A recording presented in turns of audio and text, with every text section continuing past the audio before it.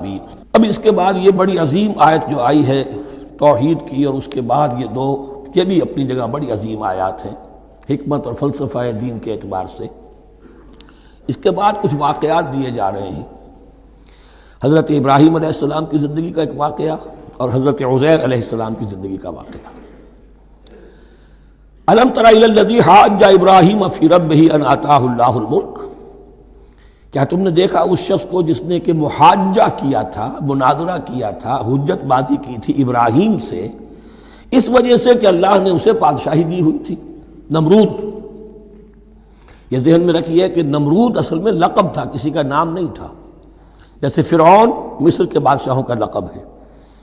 فرعونہ، نماردہ جو ہے یہ عراق کے بادشاہ تھے، بیبیلونیا۔ تو حضرت ابراہیم کی پیدائش بھی شہر ار میں ہوئی تھی، کہ جو بیبیلونیا کا ایک شہر تھا عراق کا، اور وہاں بادشاہت تھی نمرود کی۔ جیسے فرعون نے مصر میں دعویٰ کیا تھا اپنی بادشاہی کا اور اپنی خدائی کا، اور یہ ہے سیاسی بادشاہی، یہ نہیں کہ ہم نے دنیا پیدا کی ہے، مطلب یہ کہ اختیار مطلق ہمارے ہاتھ میں ہے، ہم جس چیز کو چاہیں غلط قرار دے دیں، جس چیز کو چاہے صحیح قرار دے دیں۔ یہی ہے اصل میں خدائی اختیار ہاتھ میں لے لیا۔ اللہ کا حق ہے تحلیل و تحریم، کسی شے کو حلال کرنا، کسی کو حرام قرار دینا، اختیار واحد اللہ کے ہاتھ میں ہے۔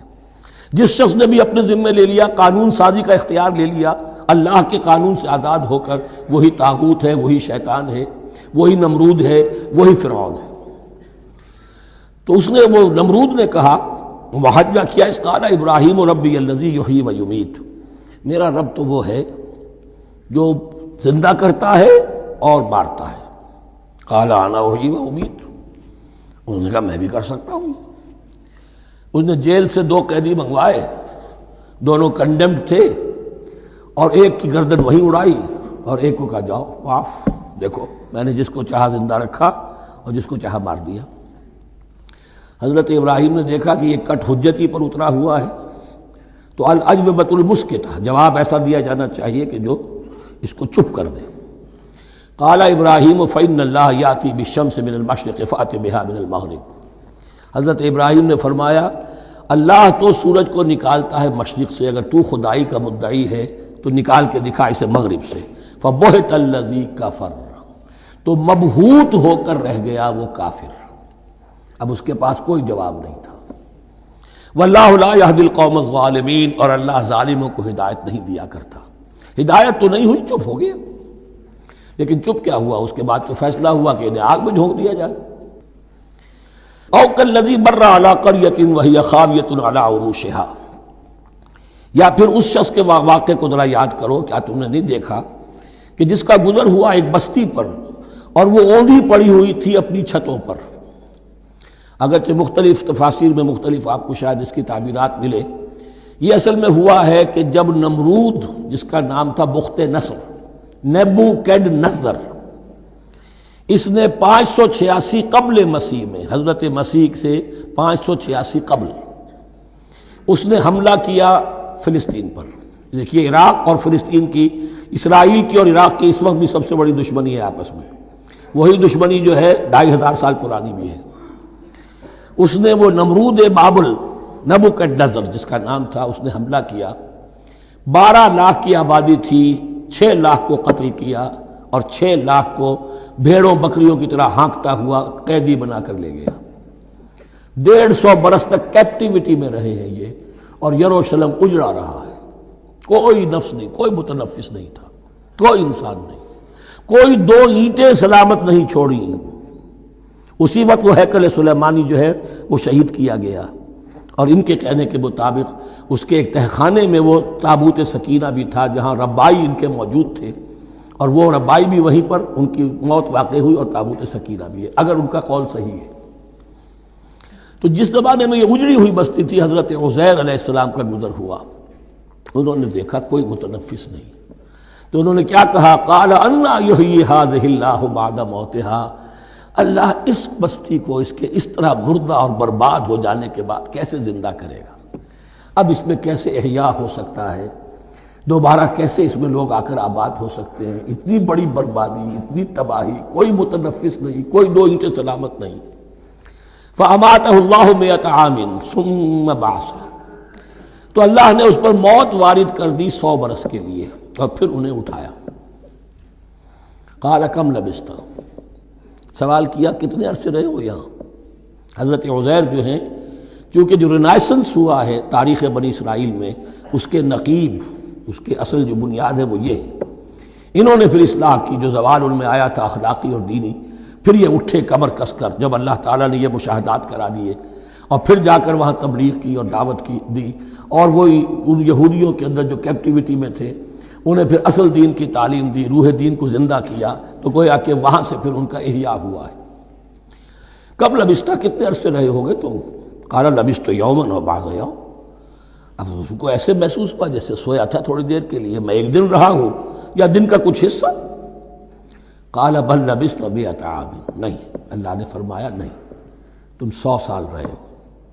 فانظر الی طعامک و شرابک لم یتسنہ، تو ذرا اپنے کھانے اور جو مشروب تمہارے ساتھ تھا سفر میں، ذرا اس کو دیکھو، ان کے اندر کوئی بساند پیدا نہیں ہوئی، سڑے نہیں ہیں، ان کے اندر کوئی خرابی پیدا نہیں ہوئی۔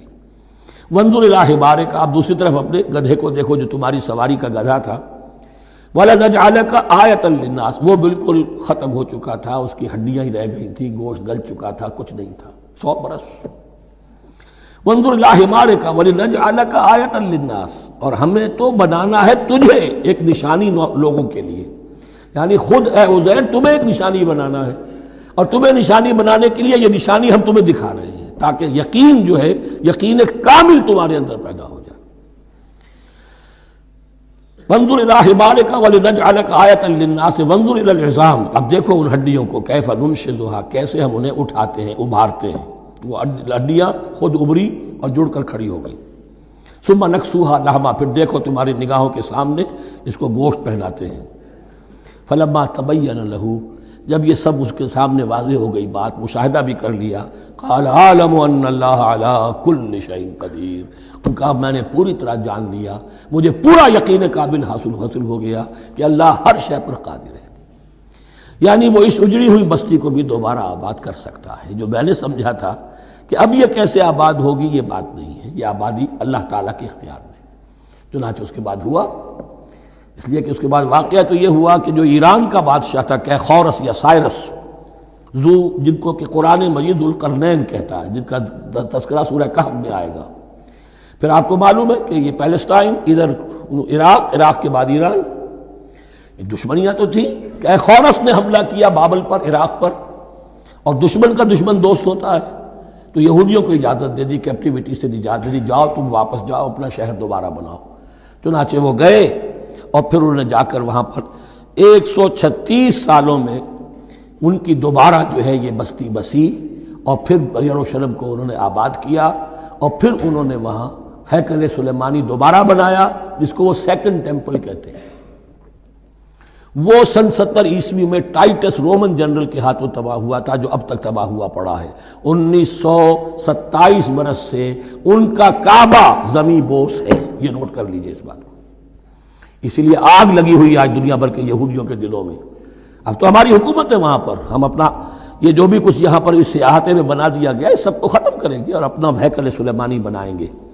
اس کے بلو پرنٹس بن چکے ہیں، نقشے بن چکے ہیں، ہر چیز تیار ہے، بس کسی دن کوئی ایک دھماکہ ہوگا، کوئی بم جو ہے کہیں پر پلانٹ کیا جائے گا، خبر آ جائے گی کہ کسی فینیٹک نے کہیں وہاں پر جا کر رکھ دیا، جیسے ایک فینیٹک گیا تھا مسجد الخلیل میں اور 70 مسلمانوں کو شہید کر کے خود بھی اس نے خودکشی کر لی تھی، اور ڈاکٹر تھا، امریکن ڈاکٹر گولڈسٹین۔ اسی طریقے کا کوئی فینیٹک جائے گا اور وہ اس کو گرا دے گا، پھر کہیں گے جب یہ گر ہی گیا ہے، جیسے مسجد ایودھیا کا معاملہ ہے، اب گر گئی ہے تو بھائی ہمیں رام مندر بنانے دو، کاہے کو تم اب یہ مسجد کاہے کو بناتے ہو، وہ ہوگا۔ اور یہ میں سمجھتا ہوں کہ چند ہفتوں کی، یہ چند مہینوں کی بات ہے، یہ ہونے والا ہے فوراً۔ بہرحال یہ تو ہو گیا حضرت عزیر کا قصہ۔ اب اسی طرح کا ایک معاملہ حضرت ابراہیم کا مشاہدہ ہے۔ وَإِذْ قَالَ إِبْرَاهِيمُ رَبِّ أَرِنِي كَيْفَ تُحْيِي الْمَوْتَىٰ، اور یاد کرو جب کہ ابراہیم نے بھی کہا تھا پروردگار ذرا مجھے دکھا دے، مشاہدہ کرا دے، تو مردوں کو کیسے زندہ کرے گا؟ قَالَ أَوَلَمْ تُؤْمِنْ، اللہ تعالیٰ کا سوال جو ہے بہت تیکھا ہے، تو کیا تم ایمان نہیں رکھتے؟ قَالَ بَلَىٰ، ایمان تو میرا ہے، میں مانتا ہوں ایمان ہے، ولیکن لیطمئن قلبی، پورا دل کا اطمینان چاہتا ہوں، پورا یقین ہو جائے۔ اور یہ انبیاء کا معاملہ ہے، سب کا ہے۔ انبیاء کو چونکہ ایمان اور یقین کا ایک ایسی فرنس بنانا ہوتا ہے کہ جن سے ایمان و یقین دوسروں میں سرایت کرے، تو ان کے ایمان و یقین کے لیے انہیں مشاہدات ایسے کرا دیے جاتے ہیں کہ پھر ان کے لیے وہ ایمان صرف ایمان بالغیب نہیں رہتا، بلکہ وہ ایمان بالشہود بھی ہو جاتا ہے۔ کذالک نری ابراہیم ملکوت السماوات والارض، اسی طرح ہم نے دکھائے ابراہیم کو آسمان اور زمین کے ملکوت، جو بھی ہماری حکومت ہے، جو وہ مخفی حکومت ہے، جو کاسمک ایک اسٹیٹ ہے، اس کی گورنمنٹ ہے، اس کے تمام اہلکار ہیں، فرشتے ہیں، ہم نے مشاہدہ کرایا ابراہیم کو۔ حضور کو اسی لیے شب معراج میں لے جایا گیا کہ ہر شے کو اپنی آنکھوں سے دیکھ لیں، تو وہ یقین کامل پھر ہو جاتا ہے کہ جس میں کسی درجے میں بھی پھر تو یہ ہے کہ ان کے وہ خود ایک بھٹی بن جاتے ہیں ایمان اور یقین کی۔ قال بلا ولکن لیطمئن قلبی قال فخذ اربعۃ من الطیر فصرهن الیک، تو فرمایا اچھا ٹھیک ہے 4 پرندے لے لو، انہیں اپنے ساتھ ملا لو، ہلا لو کہ وہ تمہارے ساتھ تمہاری آواز سن کر آ جایا کریں۔ ثم اجعل علی کل جبل منہن جزءا، پھر ان کے ٹکڑے کرو اور ہر پہاڑ پر ایک ایک ٹکڑا رکھ دو۔ تو جو تفسیر میں آتی ہیں یہ کہ ان میں سب کا سر علیحدہ کیے، ٹانگیں علیحدہ کی، پر علیحدہ کیے، دھڑ علیحدہ کیے، ایک پہاڑ پر چاروں سر رکھ دیے، ایک پہاڑ پر چاروں کے دھڑ رکھ دیے، ایک پہاڑ پر چاروں کے، اس طریقے سے مختلف اجزاء میں تقسیم کر دیا۔ قال فخذ اربعۃ من الطیر فصرهن الیک ثم اجعل علی کل جبل منہن جزءا، پھر ہر پہاڑ پر ان میں سے ایک ایک حصہ رکھ دو۔ ثم ادعوہن، پھر ان کو ذرا پکارو، وہی سیٹی بجاؤ جو تم بجاتے تھے ان کو بلانے کے لیے۔